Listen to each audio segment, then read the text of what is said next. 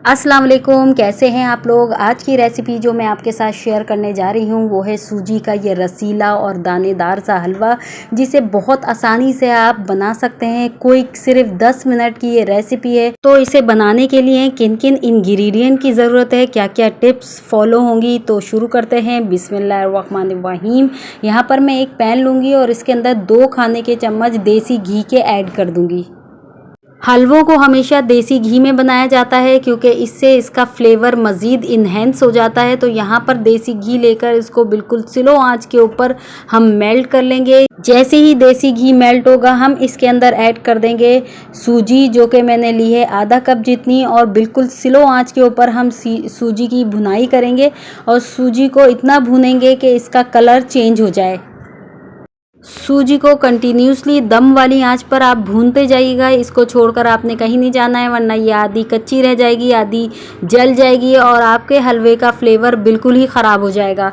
तो यहाँ पर सूजी जो है अच्छे तरीके से भुन चुकी है और अब हम इसको साइड पर करते हैं और एक पैन लेते हैं और उसके अंदर ऐड कर देते हैं आधा कप जितनी चीनी और आंच को बिल्कुल दम वाला रखेंगे और इसको मेल्ट कर लेंगे चीनी को। जब ये मेल्ट हो जाएगी तो फ्लेम को आप ऑफ कर देंगे और 1 मिनट का इंतज़ार करेंगे। 1 मिनट के बाद आप इसके अंदर ऐड कर देंगे आधा कप जितना पानी। दोबारा से फ्लेम को ऑन कर लेंगे, चीनी को मेल्ट कर लेंगे और इस तरीके से ये मेल्ट हो जाएगी तो इसको वापस जाके ऐड कर देंगे जो हमने सूजी भूनी थी उसके अंदर।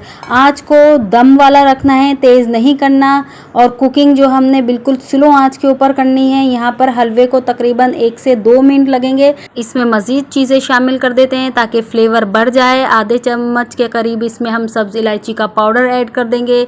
1 से 2 खाने का चम्मच हम इसमें कटा हुआ नारियल बारीक स्लाइसेस में वो ऐड कर देंगे। 1 खाने का चम्मच बादाम और 1 खाने का चम्मच ही हम इसमें किशमिश के ऐड कर देंगे। अच्छी तरह से मिक्स करेंगे और 1 से 2 मिनट के लिए हम तकरीबन इसको कुक करेंगे, यहाँ तक कि इसका तमाम पानी जो है खुश्क हो जाएगा और ऑयल जो है इसका सेपरेट होने लगेगा।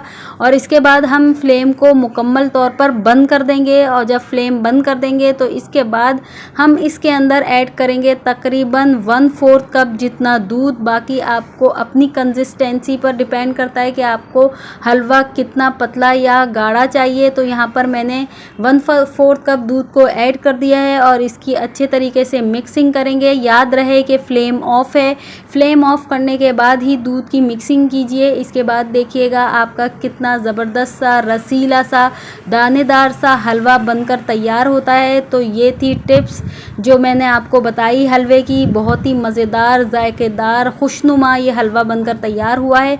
आप देख सकती हैं, ज़रूर अपने घर में इसको ट्राई कीजिएगा। एक बात हमेशा याद रखिए, ये जो हलवा जात होते हैं या ऐसे मीठे डेज़र्ट होते हैं, जब तक आप इनको तवज्जो से नहीं बनाएंगी, मोहब्बत से नहीं बनाएंगी, अपनी मोहब्बत इसके अंदर नहीं डालेंगी, जब तक ये मज़ेदार से तैयार नहीं होते। बहुत तवज्जो से इसको बनाइए, प्यार से, खुलूस से बनाकर अपने घर वालों को खिलाइए और मेहमानों को खिलाइए। और इसके साथ ही अगर आपको मेरी रेसिपीज़ अच्छी लगती हैं तो उसे लाइक कर दें, शेयर कर दें, सब्सक्राइब कर दें और बेल आइकन पे भी प्रेस करते हैं। तो अल्लाह हाफ़िज़।